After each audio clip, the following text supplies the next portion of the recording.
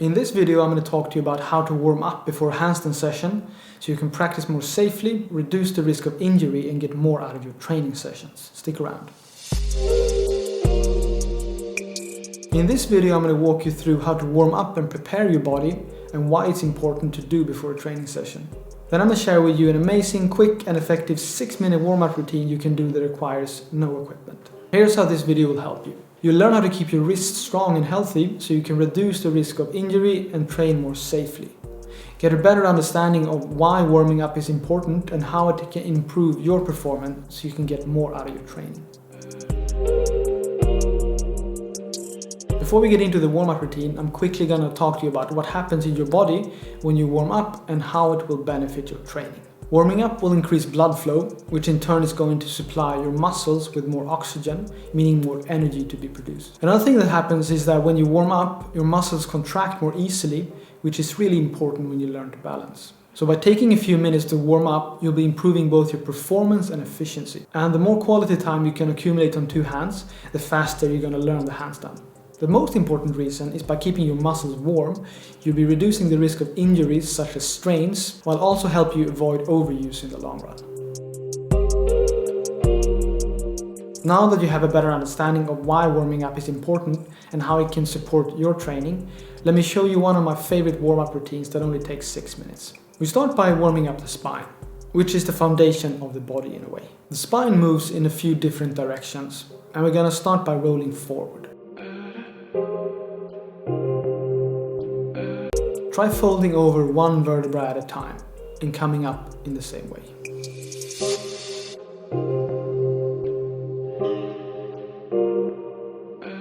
Not moving too slow, we want to start warming up the body, and not too fast or you lose control over the movement.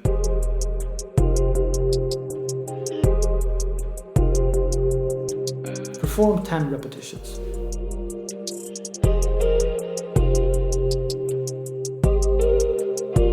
Next direction is sideways. Same principle here, try moving one vertebra at a time. Kind of like a wave starting from the base of your spine, moving all the way up to the neck.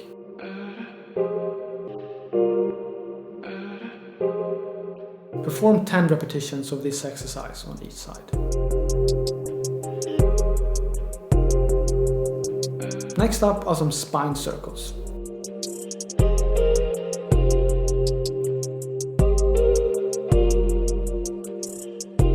The important thing to focus on here is not to overextend the lower part of your spine when you move backwards. Instead, try lengthening your whole spine. Perform 10 circles on each side. Coming down into a squat position, we're gonna do one last exercise for the spine, rotations. If you find it hard to sit comfortably in this position, try putting something under your heels. In my case, I'm using a yoga mat. Take your left hand and place it around your right ankle. Then twist your spine, leading with your elbow, reaching as high as your body allows you, looking at the hand. Coming back down and repeat. Perform 10 of this on each side.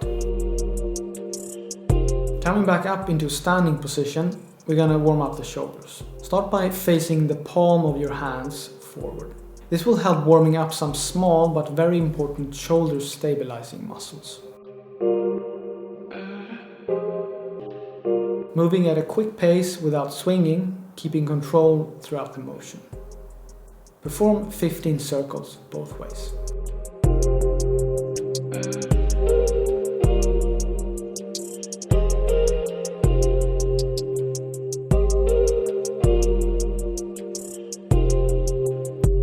Next up are the wrists. Coming down on all four, we start by doing a few finger push-ups. Keeping your fingers on the floor the whole time, pushing to the forearm as far as you can.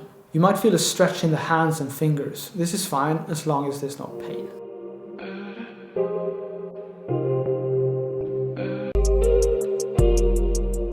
Remember, we're warming up, so the point is not to exhaust the wrist, but to get them activated. Perform 15 repetitions. You can adjust the difficulty in this exercise and the coming two by moving your knees closer or further away from your hands. Turning the hands over, placing the back of your hands in the floor. If you're not used to placing load into your hands and wrists, be mindful and take it slow and listen to your body.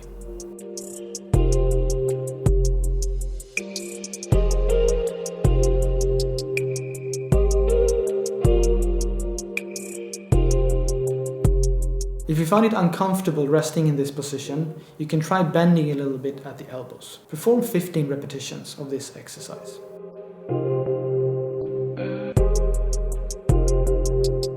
Turning your hands over once again, keeping your hands flat and straight, not bending the fingers, keeping only the fingertips on the floor.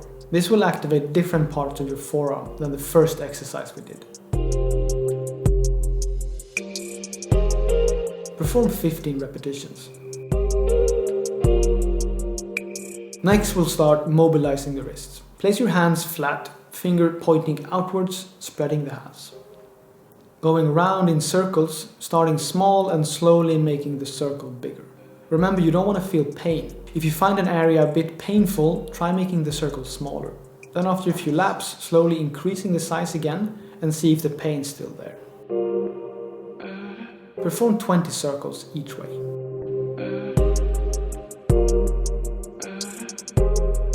In my opinion, the handstand does not require a whole lot of core strength. The core is an important part in the chain when you want to balance on your hands, and by including it in your warm-up routine, you gain a bit more control.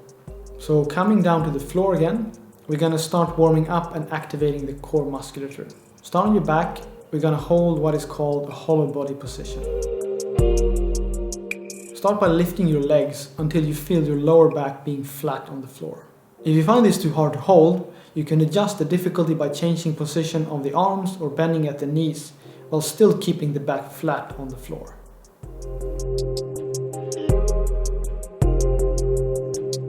Find a position you can hold for 20 seconds. When done, you're going to turn over on your side, where you'll be activating a different part of the core musculature. Keeping the bottom arm straight and on the floor for balance. Lift your legs and raise the other arm above your head.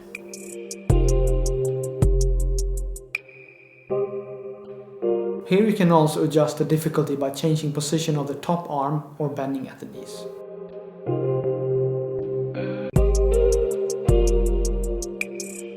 Find a position you can hold for 20 seconds.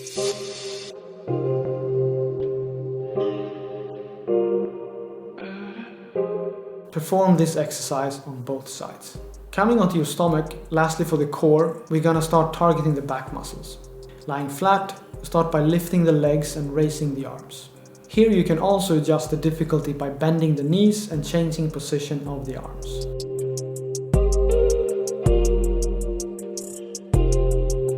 Find a position you can hold for 20 seconds.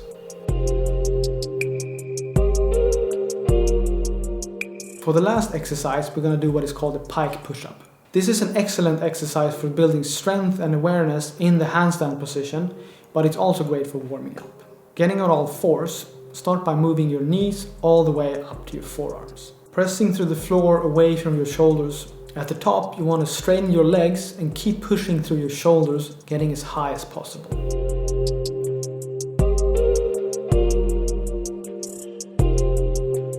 Perform 10 of this.